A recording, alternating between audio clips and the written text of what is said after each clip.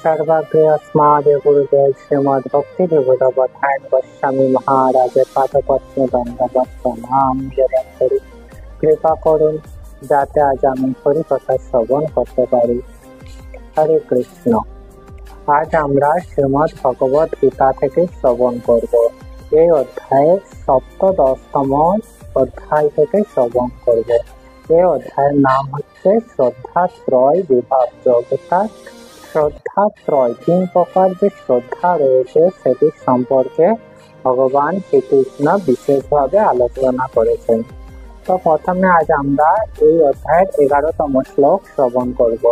এই শ্লোকে ভগবান শ্রীকৃষ্ণ বলেছেন, অফলাকাঙ্ক্ষিত বীর্যক বিবিদিষ্টয়জ্জতে যষ্টব্যমেতি মনা সমাধায় সাত্বিকঃ। এখন যে শ্লোকটি আমরা শ্রবণ করলাম এর যে অর্থ সেটি এখন আমরা জানব। ভগবান কি বলছেন, ফলের আকাঙ্ক্ষা রহিত ব্যক্তিগণ কর্তৃক শাস্ত্রের বিধি অনুসারে, অর্থাৎ আমরা যে কর্মই করি না কেন সেই কর্মের কোনো ফল আশা করে আমাদের করা চলবে না। কিভাবে করতে হবে ভগবান শ্রীকৃষ্ণ বলছেন, শাস্ত্র বিধি অনুসারে, অর্থাৎ শাস্ত্রে যেইভাবে বর্ণিত রয়েছে কর্ম করার পদ্ধতি সেই বা কর্ম করার পন্থা, সেই প্রকার পন্থা অনুসরণ করে আমাদের অবশ্যই কর্ম করতে হবে। অনুষ্ঠান ও কর্তব্য এইভাবে মনকে একাগ্র করে যে যজ্ঞ করা হয়ে থাকে সেটি হচ্ছে সাত্বিক যজ্ঞ। অর্থাৎ এইভাবে যদি আমরা যজ্ঞ করতে পারি, ফলে কোনো আকাঙ্ক্ষা না করে বা যজ্ঞ বা যে কোনো কর্মই আমরা করি না কেন ফলের আকাঙ্ক্ষা যদি না করে আমরা কর্ম করে থাকি, তবে সেই কর্মকে কি বলা হয়, সাত্বিক কর্ম। আর এই সাত্বিক কর্ম আমাদের ভগবানকে জানার জন্য অত্যন্ত বিশেষ উপযোগী। সাধারণ মানুষেরা কি করে থাকে, যে কোনো কর্মই করে না কেন কর্ম করার পর কি ফল লাভ করবে সেটি আগে থেকে ভাবে। কর্ম ভালোই হোক খারাপই হোক না কেন তারা অত বিবেচনা করে না। কিন্তু আমাদের উচিত যে কোনো কর্ম আমরা করব, কর্ম করার পূর্বে আমাদের জানতে হবে সেই কর্ম শাস্ত্রে অনুমোদিত আছে কিনা। শাস্ত্র অনুমোদিত কর্ম আমাদের করতে হবে। আর শাস্ত্র অনুমোদিত কর্ম যদি আমাদের করতে গিয়েও যদি অসমর্থ হয় তাও আমাদের কোনো সমস্যা নেই। যেহেতু শাস্ত্রে বর্ণিত রয়েছে কর্ম, তাই আমাদের সেই প্রকার কর্ম করা উচিত। আর সেই কর্ম করলে ভগবান তবেই আমাদের প্রতি সন্তুষ্টি লাভ করবে। আর জড়জাগতিক ফলের আকাঙ্ক্ষা করা আমাদের উচিত নয়। অর্থাৎ কোন একটি কর্ম করছি, কর্ম করার ফলে আমরা জড়জাগতিক বিষয় সম্পত্তি, ধন সম্পত্তি এইসব লাভ করব বা সুখ স্বাচ্ছন্দ্য লাভ করব, এই ভেবে যদি আমরা কর্ম করে থাকি তাহলে সেই কর্ম আমাদের সাত্বিক হবে না। কর্ম করতে হবে ভগবানের সন্তুষ্টি বিধানের জন্য। আর ভগবানের সন্তুষ্টি বিধানের জন্য যদি আমরা কর্ম করে থাকি তাহলেই আমরা ভগবানের প্রিয় পাত্র হয়ে উঠব। ভক্তি কর্তব্যবোধে ভক্তি এবং ভগবানের প্রীতির জন্য আমাদের কর্ম করতে হবে। যেই কর্ম করছি সেই কর্ম করার ফলে ভগবান সন্তুষ্টি বা প্রীতি পাচ্ছে কিনা আমাদের দেখতে হবে। নিজেদের প্রীতি লাভের জন্য আমাদের কর্ম করা উচিত নয়, শুধুমাত্র ভগবানের প্রীতি বিধানের জন্য আমাদের কর্ম করতে হবে। আর এর জন্য প্রয়োজন শাস্ত্রবিধি অনুশীলন করা। শাস্ত্রে যেইভাবে কর্ম করার পন্থা বর্ণিত আছে সেটি আমাদের তদনুরূপ অনুসরণ করা। তাহলে আমরা প্রকৃত যে সাত্বিক যে যজ্ঞ রয়েছে সেই যজ্ঞ আমরা কর্ম সম্পাদন করতে পারবো। এরপর আমরা পরবর্তী যে শ্লোক রয়েছে সেই শ্লোকটি আমরা এখন শ্রবণ করব। তো এখন আমরা শ্লোক সংখ্যা 12 শ্রবণ করব। এই শ্লোকে ভগবান বলেছেন, অভিসন্ধায় তু ফলম দম্ভার্থমপি চৈব যৎ ইজ্জতে ভরতশ্রেষ্ঠ তং যজ্ঞম বিধিরাজসম। এই শ্লোকটির অর্থ হচ্ছে, হে ভারত শ্রেষ্ঠ কিন্তু ফল কামনা করে। পূর্ববর্তী শ্লোকে আমরা কি জানলাম, ফলের আশা না করে শাস্ত্র বিধি অনুসারে যে কর্ম সেটির সম্পর্কে আমরা জানলাম।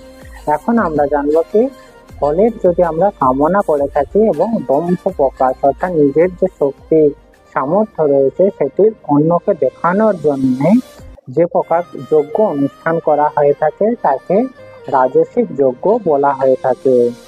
অর্থাৎ আমাদের যে তেজ বা ক্ষমতা অর্থাৎ আমরা কি করতে পারি বা পারি না সেটি লোককে দেখানোর জন্য আমরা যদি কোনো কিছু কর্ম করে থাকি বা যজ্ঞ করে থাকি সেই কর্ম বা যজ্ঞ রাজসিক যজ্ঞ বলে। আর এই রাজসিক যজ্ঞতে ভগবান সন্তুষ্টি বিধান করেন না, তাই আমাদের উচিত এই রাজসিক অর্থাৎ ফলের আকাঙ্ক্ষা করে আমাদের কর্ম করা উচিত নয় এবং লোক দেখান্তি কর্ম আমাদের করা উচিত নয়। আমাদের কর্ম করা উচিত ভগবানের স্থিতি বিধানের জন্য। এরপর আমরা জানবো তামসিক কর্ম কাকে বলে। তামসিক কর্মের সম্পর্কে ভগবান শ্রীকৃষ্ণ 13তম শ্লোকে বলেছেন। এই শ্লোকে কি বলছেন? বিধিহীনাম সৃষ্টান্নাম মন্ত্রহীনাম দক্ষিণাম শ্রদ্ধা বিরহিতাং যজ্ঞাম তামসম পরিচক্ষতে। অর্থাৎ পূর্ববর্তী যে রাজসিক সেটি একটি দম্ভ প্রকাশ হচ্ছে। সেখানে কিছু মাত্র শাস্ত্রের যে নিয়ম বিধি রয়েছে সেই নিয়ম বিধি পালন করে, শুধুমাত্র পালন করে নাকি নিজের ফলের আকাঙ্ক্ষা সেটি বজায় রাখে। এছাড়াও কি নিজের যে ক্ষমতা বা দম্ভ সেটি প্রকাশ করার জন্য করে, তাই রাজসিক। আর তামসিক যজ্ঞ সম্পর্কে ভগবান কি বলছেন? শাস্ত্র বিধি বর্জিত, অর্থাৎ শাস্ত্রে যজ্ঞ করার জন্য যে বিধি বা বিধান রয়েছে সেটি সম্পূর্ণভাবে বর্জিত রয়েছে। এছাড়াও কি প্রসাদন্ন বিতরণ, যে কোনো যজ্ঞ করার পর যে প্রসাদ ভগবানকে যেটি নিবেদন করা হয় তারপর যেটি বেরিয়ে আসে সেটি প্রসাদ, সে প্রসাদ বিতরণহীন অর্থাৎ কাউকে প্রসাদ দেয় না, এইরকম মন্ত্রহীন কোনো বৈদিক যে মন্ত্র রয়েছে সেই সমস্ত মন্ত্রবিহীন যজ্ঞ। এছাড়াও কি দক্ষিণাবিহীন, যারা যজ্ঞ করছে তাদেরকে যথানুরূপ দক্ষিণা যদি না প্রদান করা হয়ে থাকে এবং শ্রদ্ধা রয়েছে, অর্থাৎ যিনি যজ্ঞ করছেন অর্থাৎ যে ব্রাহ্মণ বা পুরোহিত তার প্রতিও কোনো শ্রদ্ধা নেই, অথবা যে ভগবানের প্রতি যে যজ্ঞ করা হচ্ছে তার প্রতি কোনো প্রকার শ্রদ্ধা নেই, এ প্রকার শ্রদ্ধা রহিত যজ্ঞকে কি বলা হয়েছে? তামসিক যজ্ঞ। আর এখানে কি আমরা তামসিক যজ্ঞ আমরা কি জানতে পারলাম? এটি হচ্ছে শাস্ত্রবিধি পরিত্যাগ করা, অর্থাৎ শাস্ত্রে যেরকম ভাবে বিধান দেওয়া আছে সেটি পালন করেন না। প্রসাদ অন্য বিতরণহীন, অর্থাৎ প্রসাদ প্রদান করবেন না। মন্ত্রহীন, কোনো মন্ত্র নেই সে সমস্ত যজ্ঞ, এবং দক্ষিণাবিহীন এবং শ্রদ্ধাবিহীন, এই সমস্ত যজ্ঞ হচ্ছে তামসিক যজ্ঞ। আর এই তামসিক যজ্ঞ করার উদ্দেশ্য তাহলে কি? তামসিক ব্যক্তিরা এই সমস্ত যজ্ঞ করে থাকে, তাদের উদ্দেশ্য হচ্ছে টাকা পয়সা লাভের আশায় তারা এই যজ্ঞ করে থাকে। তামসিক আমোদ প্রমোদ এবং লোক দেখানো আড়ম্বরপূর্ণ, অর্থাৎ নিজেদের আমোদ প্রমোদ অর্থাৎ নিজেদের ইন্দ্রিয় সুখ যাতে আরো বৃদ্ধি পায় সেই প্রকার যজ্ঞ তারা করতে থাকে। এছাড়া কি এগুলি হচ্ছে লোক দেখানো আড়ম্বরপূর্ণ। আর এর মধ্যে কি মনোভাব প্রকাশ পায়? আসরিক মনোভাব প্রকাশ পায়, অর্থাৎ জগতের কল্যাণের জন্য তারা এই কর্ম করেন না।